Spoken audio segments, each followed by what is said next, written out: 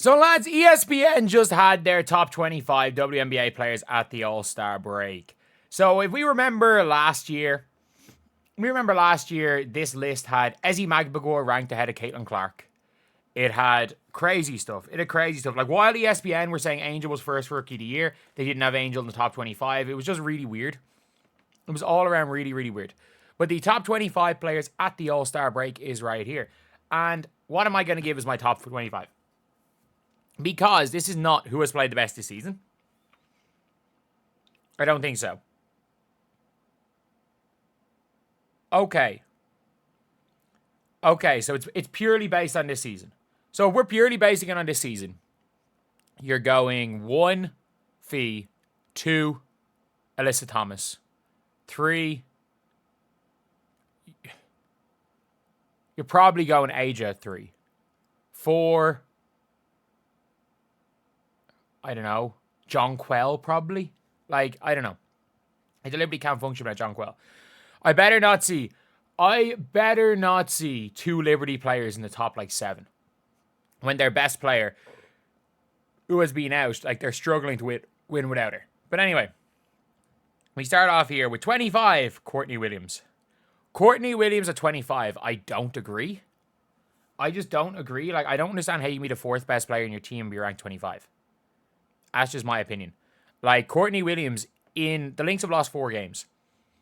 And in 3 of the 4, Courtney Williams has made boneheaded moves down the stretch, losing the games. I love Courtney Williams, but not the 25th best player in the WNBA. 24, Kayla Thornton. Yeah, you know what? I'll give her that.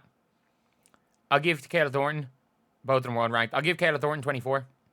No question about it. Kayla Thornton's been killing it. She's been absolutely killing it. 15-8. Deserving to be an all-star. Someone on the Valkyries deserve to be an all-star, but that team is one of those teams where it's they are the definition of team. It is we before me on that Valkyries team. And I would say Kayla Thornton has been the best of those players. Sonia Citron at 23. Yeah, I agree. Although Iria Fem is the early standout, Citron's production has remained more consistent over time. Citron is cold-blooded. I understand she had the turnover yesterday down the stretch, where she kind of fumbled the ball, but she is cold-blooded. The shots that she hits down the stretch, Kiki's good, Sonia's excellent. I'm shocked at how good Sonia Citron is going to be. Is right now. And it's scary. In a redraft of 2025, I don't know if you take Sonia Citron first. Be a Sonia Citron, you can't forget. Sonia Citron is 2 years younger than Paige Bueckers. You have to project, in year 3, is Sonia Citron going to be better than Paige Bueckers is today, even though Paige is clearly the better player right now? I don't know. But there's questions about whether or not she'd be the number 1 pick in a redraft, and I'm shocked.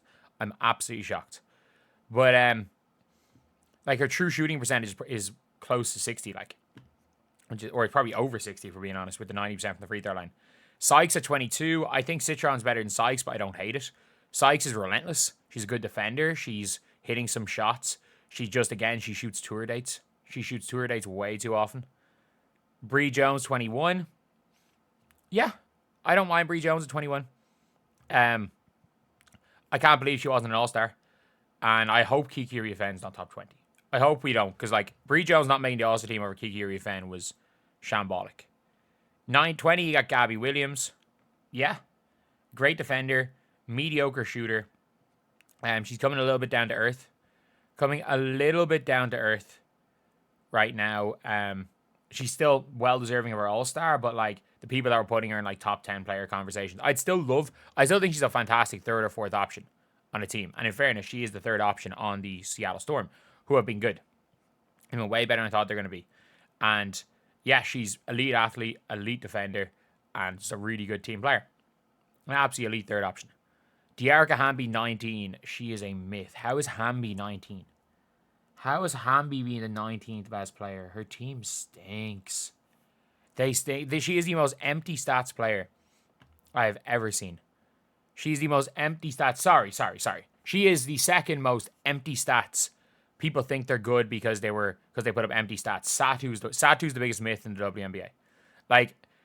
Teams don't. By the way, the Wings did not get better after getting Satu last year, and the Mercury do not play better when Satu is not on the floor.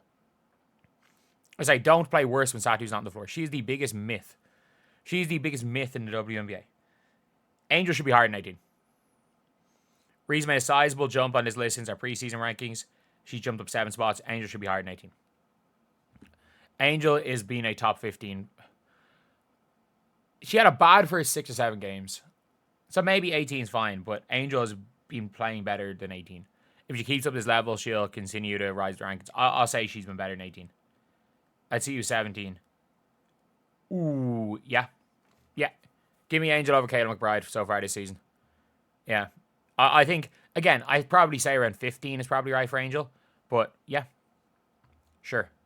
There's no doubt Minnesota will bring home its 5th championship. If they can't.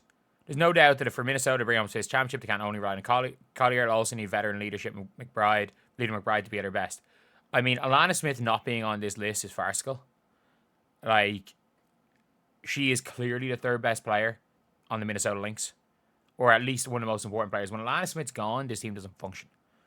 Ryan Howard is 16, way too high. Way too high. I understand she's good on defense. I understand she chucks and she's averaging like 16, 5, and 5. Like, she just... I don't know. She's like bigger... She's like Arike with defense.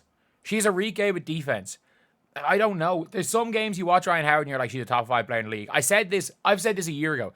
If you guys didn't see when I was reacting to these rankings a year ago, and I was making like tier list players, I'm like, at her best, Ryan Howard, when she's cooking, she looks like a top 5 player in the league. When she's not cooking, she's a detriment to your team.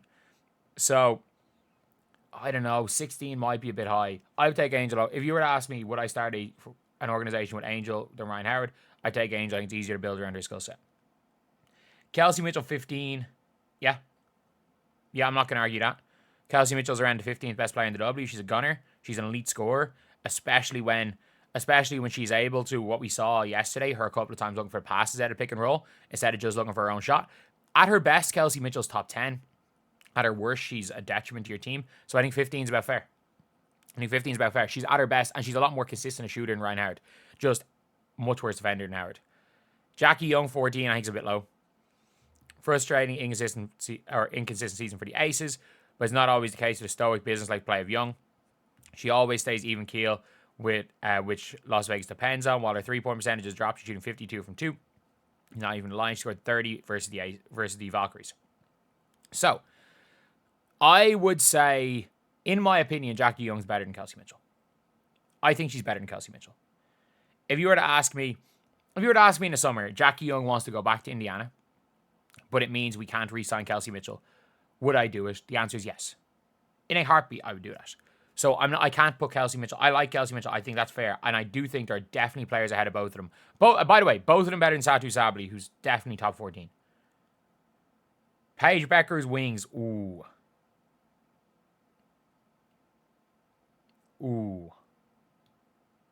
Now that is a very, very controversial one, but I don't hate it. I would rather they do what they did. They're doing this year by maybe slightly overrating the rookies than by completely underrating the rookies. Like, again, let's not forget, going into the All-Star break, Caitlin Clark had just smashed the assist per game record. And by the way, Caitlin Clark coming into the All-Star break had hit a peak that she has not currently hit right now. Like, the 5 or 6 games coming up to the All-Star game break, Caitlin Clark, they were 5. That was an unbelievable spell of games. And that's a better spell of games that Caitlin's had at all this season. So, and they had her at 15. So, I'm fine with them maybe slightly overrating Paige with Kelsey Mitchell and Jackie Young. I'm okay with them slightly overrating her instead of underrating her, but she's in that conversation. She's in and around the level of both of them, so I don't mind it. Kelsey Plum is not better than Paige Bueckers, Jackie Young, or Kelsey Mitchell. Wait, Kelsey Mitchell's gone down, so other than Paige, who else has jumped into that? Kelsey Plum is off the 12th best player in the W. I get it, she's a dog. I get it, like, down the stretch, there's maybe no other guard you want to give the ball to more than Kelsey.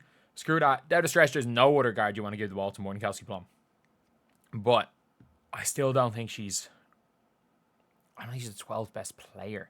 She's not the 16th best guard, which the WNBA players had said. But she's not the 12th best player. Skylar Diggins, 11. Now, I don't agree with that. Now, I just don't agree with Skylar Diggins being the 11th best player in the WNBA. Like, I understand the stats are there. I don't know.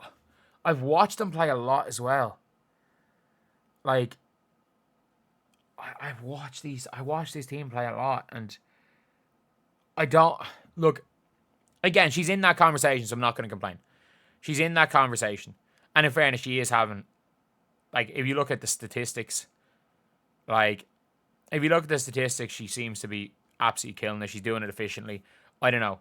Like, it's funny. Like, as someone, I would agree in maths. I used to be all for the statistics, and then it just took my love of the game away. So I became basically entirely eye test focused, and it's probably somewhere between. So Skylar at 11.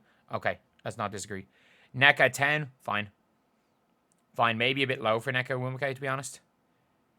Caitlin 9.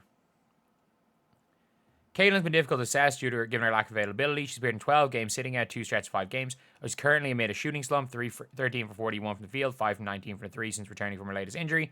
She has shined with her playmaking. She has 19 assists. She actually doesn't. She has 22 assists over her last 2 games, including a 17-10 assist game for career on Sunday, her first with no more than 2 turnovers. That's one of the things where it's like, it's hard. For me, it's hard. It's really hard to put Caitlin Clark, really hard to judge Caitlin Clark, because when she's been on the floor, in my opinion, and being allowed to play her game, she's been top 3. Like, second half of the Atlanta, start of the season, first half against the New York Liberty.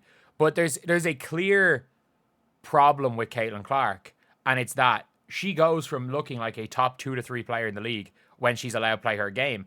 And it's never to do with what the opposing team does, because it's just running. Like, playing fast, the opposing team cannot stop Caitlin Clark getting the ball and other players running in transition.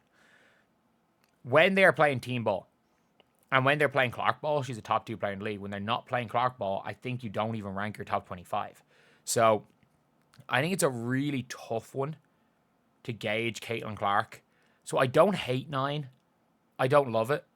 But I think if you're gonna put Caitlin Clark on the list at all, because I would assume John Quell's not on this list, because there's no way you'll put John Quell. Oh, maybe you do put John Quell top 5 or 6. But if John Quell's not on the list, then I don't think Caitlin should be. If you're gonna put her on the list at all, she should be top 3 or 4. Like, she should be at worst 4th if you're gonna put her on the list. If you're not gonna put her on the list, that's also acceptable in my opinion. Aliyah at 8. Yeah, you know what? Cool. Go to Aliyah. Go, Aliyah. You go, Aliyah.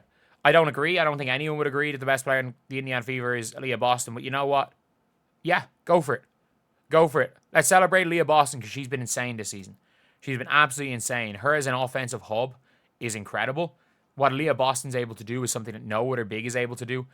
And putting her as the 8th best player in the WNBA, I don't mind it. I actually don't mind it. Like, the two, if Caitlin and Aliyah stay healthy, they're both shoe-ins for all WNBA. And let's be real, the Fever are a game and a half off overtaking the Storm for home court advantage. The Fever are probably going to get home court advantage if the two of these stay healthy, and Kelsey Mitchell stays healthy. So that's all we have to say, is that, yeah, both all W players. The biggest myth in the WNBA, Satu Sabally. The myth that is Satu Sabally. Coming off a season where she played 15 games of shoulder surgery, she's putting in some of the best numbers of her career. By the way, she was averaging 20 a game off that shoulder surgery. In her first season, like people are saying, she played 15 games after off-season shoulder surgery. People don't realize that, like, she came back for nearly a month playing with the German team. So it's not like, oh, she just got thrown in after shoulder surgery. She literally had been playing basketball a month, so she got her off-season in. And then she had a half a season run at it. When first season Mercury, Sabally, the top 10 scorers, scored 10 20-point games. Pairing her alongside AT has been a winning combination. Helps Sabally get back to the level of play people expect from her. No, she's doing the same thing. She just has AT instead of Enrique. That's as simple as it comes. She has AT instead of Enrique beside her. Like, Satu is the biggest myth. Satu is a non-factor. An absolute non-factor in whether a team wins or loses. Like, you replace Satu with Dewana Bonner, and I genuinely don't think Phoenix record changes. Allisha Gray at 6. That is a major overshoot, but I don't hate it. Like, she's killing it. Carl Smesco's system, she's absolutely killing it. She's hitting threes. She runs the floor. The Dream, I think the Dream are going to fall a little bit. Like, if you look at the WNBA standings, the Dream are what, like a game and a half of the Fever? But, like, right now, with the Dream as the 4th seed, or the 5th seed, like, the Dream are 1 game ahead of the Fever and 1 game ahead of the Mystics. Like, I can see the Dream kind of starting to fall a little bit. Like, the Atlanta Dream? They play the Chicago Sky, who are kind of inspired at the minute. I'm not going to lie. Like, the Dream play the Sky before the All-Star break. Like, if they go and lose to the Sky and the Fever go and beat the Sun, which they should do, they realistically should beat the Sun. The Sun don't have really any ability to guard the Fever. And suddenly, the Fever go ahead of the Dream. Do they? Who has the tiebreaker in that? I don't know. It's like the tiebreaker is a matter of points, if we're being honest, between these two teams. It is a matter of points. So, yeah, like, they're starting to drop a little bit. And I think, like, if Gray keeps it up, she should be all WNBA team for the first time. I don't think Allisha Gray won't be an all W team. I think six above Aliyah, considering, like, the injuries that the Fever have had to deal with. I don't agree. But at the same time, Allisha Gray 6, don't hate it. I hate that a lot less than I hate Satu at 7. Breanna at 5, what are we doing? What are we doing? She shoots tour dates half the time. Like Sabrina Ionescu, I'm going to show you guys her game log. I'm not joking. Her game log is hilarious. First of all, she averages 18.8 points per game.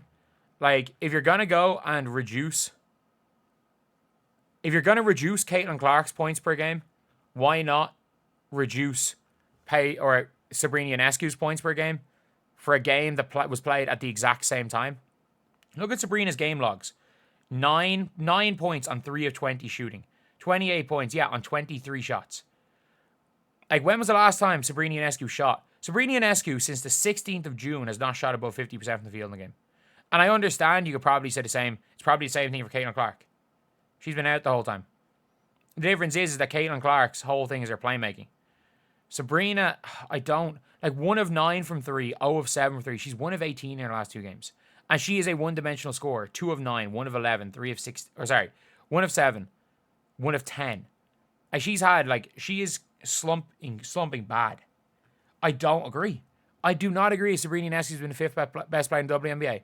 Allisha Gray's been better than Sabrina. I'm not going Satu. I'm not going Satu there. I mean this, like, I'm not going Satu at all. But at the end of the day, like, Allisha Gray is better than Sabrina. Stewie in 4th. Especially with John Quell Jones being out for 11 games. Stewart's consistency is the foundation New York relies on. Man, they're like, what are they? What are they in their last 10? The consistency they rely on, they were 4-6 in 10 games. They're under 500. The Liberty are under 500 without John Quell Jones. How are a team that's under 500 without one player have 2 top 5 players? They're under 500 without John Quell Jones. How do they have 2 top 5 players when they are under 500 without one player? They are the 3rd seed. The Phoenix Mercury beat the Lynx without Satu Sabally. The Phoenix Mercury were even winning games without Alyssa Thomas, who better be top 2. You better not have a player on a team under 500 in the top 2. You better not. You better not. Oh, they've only gone and done it. So we got DHO merchant Alyssa Thomas right here, who's going to average 12 DHO assists per game. But she's killing it. A DHO assist is an assist at the end of the day. Like, a dazzling year for the Terps legend who leads the league in assists while shooting 53 from the field. Mercury averaged more 3 points made than any other team. And yeah, she's unbelievable at hitting players in the break. No, Alyssa Thomas deserves to be top 2 based on this season. Based on this season. She's got the right,